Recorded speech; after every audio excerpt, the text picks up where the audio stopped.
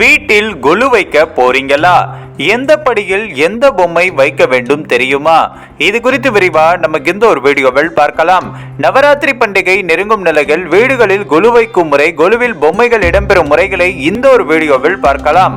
மகாலயா அமாவாசைக்கு அடுத்த நாள் பிரதமை திதியில் ஆரம்பமாகி தொடர்ந்து 9 நாட்கள் நவராத்திரி விழா கொண்டாடப்படுகிறது. இந்த விழாவில் 9 நாட்களும் வீடுகளில் பல விதமான கொலு பொம்மைகளை வைத்து மக்கள் வழிபடுவது வழக்கம்.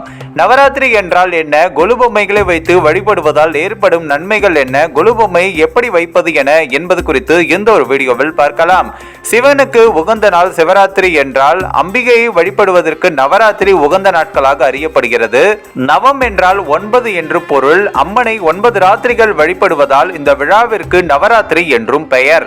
மலைமகள், அலைமகள், கலைமகள் என முப்பெரும் தேவியராகிய அம்பாள் மகிஷாசூரனை வதம் செய்ய 9 நாட்கள் தவம் இருந்ததால் தான் இந்த நவராத்திரியை 9 நாட்கள் கொண்டாடுகிறோம். முப்பெரு தேவராகிய மலைமகள், அலைமகள், கலைமகள் ஆகிய மூவரும் தவம் இருந்தே ஒரே ரூபத்தில் மகிஷாசூரனை வதம் செய்வதாக புராணம் கூறுகிறது. அப்படிப்பட்ட சிறப்பு வாய்ந்த நவராத்திரி விழாவை வீட்டில் 3, 5, 7, 9, 11 படிகள் வரை கொலு வைத்து மக்கள் நவராத்திரியை கொண்டாடுகின்றனர். கொலு வைப்பதற்கு பல காரணங்கள் சொல்லப்பட்டாலும் ஒவ்வொரு ஆண்டும் கொலுவில் படிகள் உயர உயர நமது வாழ்க்கையும் உயரும் என்று பெரும்பாலான மக்களாலும் நம்பப்படுகிறது.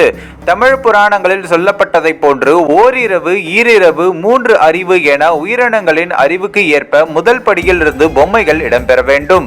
முதல் படியில் ஓரிரவு உயிரினங்களான மரம், செடி, கொடி உள்ளிட்டவை முதல் படியிலும், 2வது படியில் நத்தை, சங்கு உள்ளிட்டவை 2வது படியிலும் வைக்க வேண்டும். அது மட்டுமல்லாது கரையான் உள்ளிட்ட 3 அறிவு உயிரினங்கள் 3வது படியில் இடம்பெற வேண்டும்.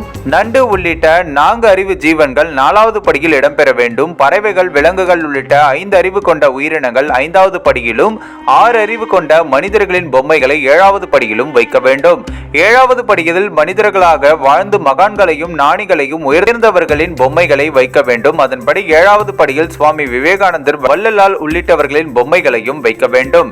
8வது படியில் அவதாரங்களை குறிப்பிடும் பொம்மைகளை வைக்க வேண்டும். அந்த வகையில் தசாவதாரம், அஷ்டலட்சுமி அவதார பொம்மைகளை வைக்கலாம். 9வது படியில் முப்பெரும் தேவியரின் உருவங்கள், மும்மூர்த்திகள் மற்றும் பூரண கலசத்தை வைத்து வழிபடலாம். இவ்வாறு 9 நாட்களும் கொலு வைத்து விரதம் இருந்து அம்பாளை வழிபட்டால் முப்பெரும் தேவியரின் அருள் கிடைக்கும் என்றும், திருமணமான பெண்களுக்கு மாங்கல்ய பாக்கியம் பெருகும், திருமணம் ஆகாதவர்களுக்கு விரைவில் திருமணம் ஆகும் என்றும் நம்பப்படுகிறது. இந்த ஒரு வீடியோ குறித்து உங்களுடைய கருத்துக்களை நீங்க மறக்காம கமெண்ட்ஸ்ல சொல்லுங்க. நம்ம ஏஷியாநெட் நியூஸ் தமிழையும் தொடர்ந்து ஃபாலோ பண்ணுங்க.